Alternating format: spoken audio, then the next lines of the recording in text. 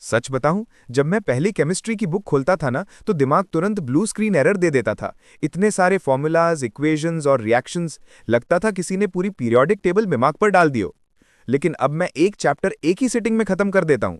Reactions याद रहते हैं जैसे फोन का पासवर्ड, और मुझे केमिस्ट्री एक्चुअली पसंद आने लगी है।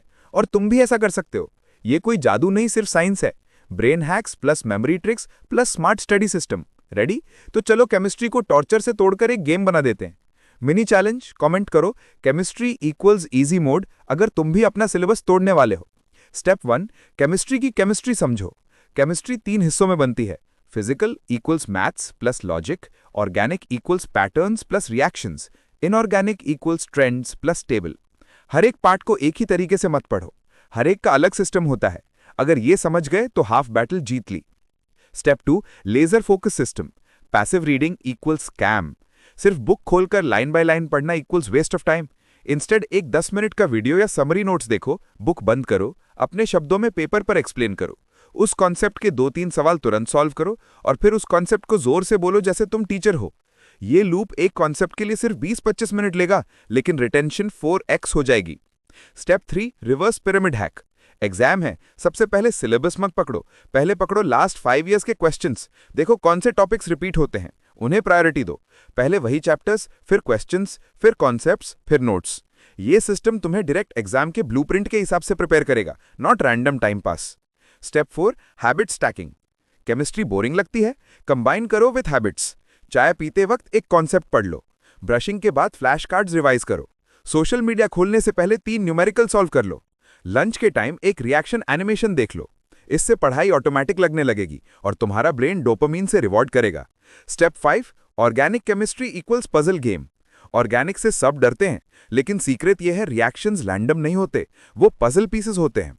Focus on nucleophile versus electrophile, SN1 versus SN2, reaction series, alcohol to aldehyde to acid, functional group conversion charts बनाओ, एक रिएक्शन मैप बनाओ।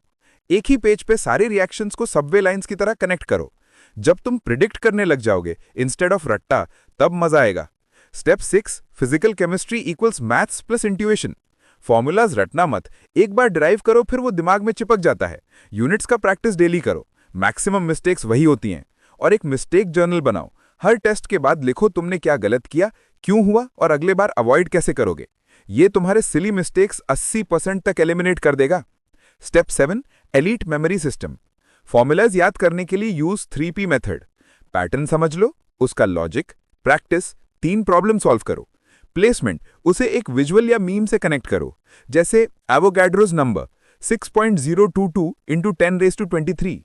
इमेजिन 6 अवेंजर्स 22 टाकोस खा रहे हैं रात के 10:23 पे। सिली है हाँ, लेकिन याद एकदम पक्का। और टफ रिएक्शंस के लिए एक मेमोरी पैलेस बनाओ, हर चैप्टर को अपने घर के एक रूम से जोड़ो।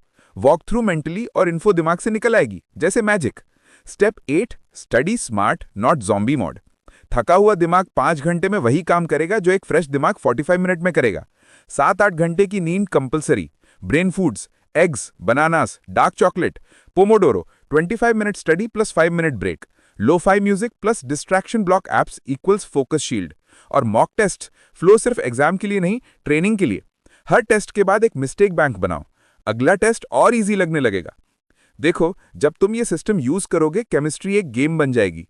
तुम फॉर्मूलाज रटने के बजाय प्रिडिक्ट करोगे, रिएक्शंस को टॉर्चर नहीं एक पैटर्न पजल समझोगे। और जब लोग तुमसे पूछेंगे भाई इतना फास्ट कैसे पढ़ लिया, बस एक साइंटिस्ट वाली स्माइल देना। लाइक करो जैसे HCl मेटल को हिट करता है, सब्सक्राइब करो और सिलेबस को तोड़ दो इससे पहले कि वो तुम्हें तोड़े। अब जाओ, पढ़ो और हावी हो जाओ।